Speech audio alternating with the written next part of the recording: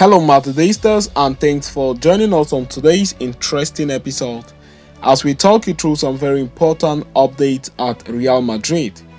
Kickstarting on today's agenda, Real Madrid pivotal midfielder Aurelien Tchouaméni has been injured and will be sidelined for 2 months. So on this episode, we are going to be talking you through 3 options Carlo Ancelotti could consider to replace the injured Real Madrid midfielder. We are going to be talking you through that, and shortly after that, we will quickly turn our attention elsewhere as Real Madrid centre-back Antonio Rüdiger promised brother, who is his legend, that he is going to sign for Real Madrid despite FC Barcelona's links. We are going to be talking you through that on this episode, so stay tuned right up to the end. Do not forget to like and subscribe to this channel so you do not miss on any important updates. Real Madrid will be without the services of Aurelien Tchouaméni in about 2 months, which comes as a big problem for manager Carlo Ancelotti and co. The 23-year-old has been a regular starter for the team this season, thus replacing him will be a problem for the manager. The Frenchman's loss will be a big one, but the narrative does not stop, and Real Madrid manager must look for ways the team can go about and still churn positive results. For that matter, there are in fact a few options the manager can consider, as reported by Mundo Deportivo, and here we explore those. Starting with today's list is Eduardo Camavinga. Eduardo Camavinga presents a natural alternative to Tchouaméni in the midfield, a position that suits him the best and he likes the most.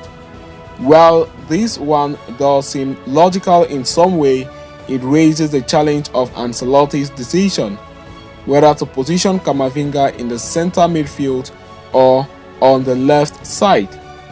The latter choice is pivotal for Real Madrid, as it's evident in Camavinga's influential role, as exemplified in his performance during the Clásico. He may not like playing there much, but the output has been evident for everyone to see. Next on today's agenda is Toni Kroos. Toni Kroos has been deployed at the base of the midfield on a number of occasions by Ancelotti in recent years. Utilizing him in this capacity could significantly enhance Real Madrid's ball control and provide room for Ancelotti to accommodate Camavinga on the flanks. Finally on this list is Luka Modric. On the other hand, Luka Modric typically thrives in an advanced role closer to the attacking third. Nevertheless, Ancelotti has occasionally positioned him in a more deeper midfield role, but this tactical adjustment hasn't yielded consistently successful results for the Italian.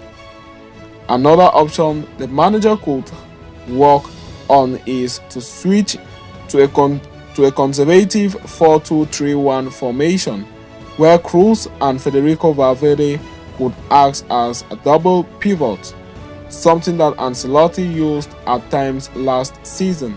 So having concluded with that, we are going to quickly switch our attention elsewhere as Real Madrid star promised brother he would sign for Los Blancos.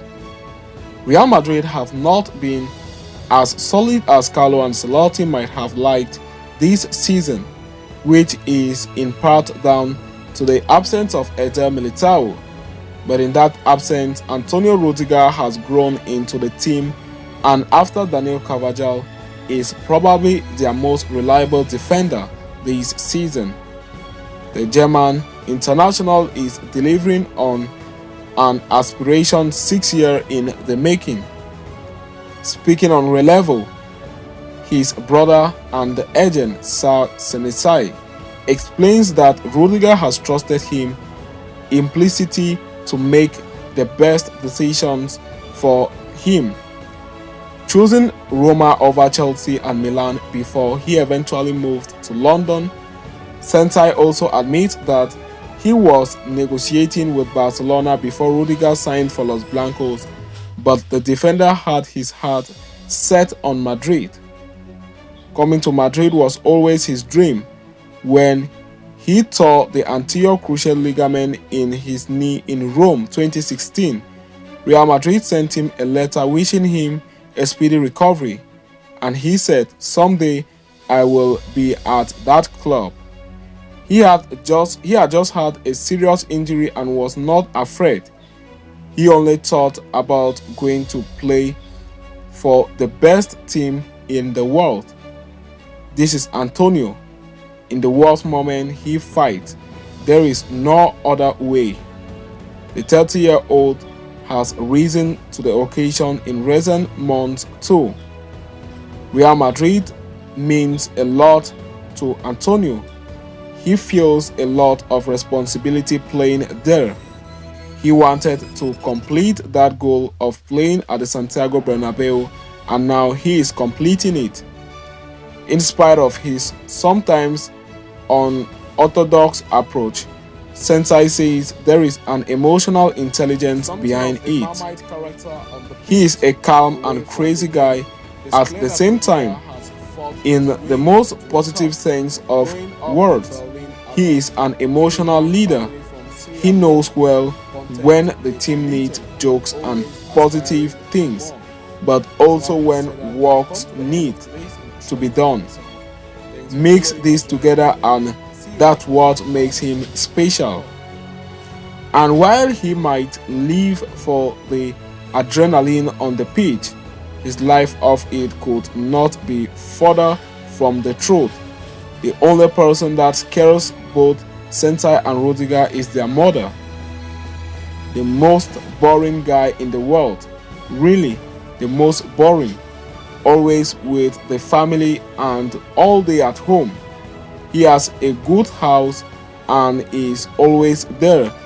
And he likes to go to the zoo and sit and watch the lions. He loves the attitude of lions.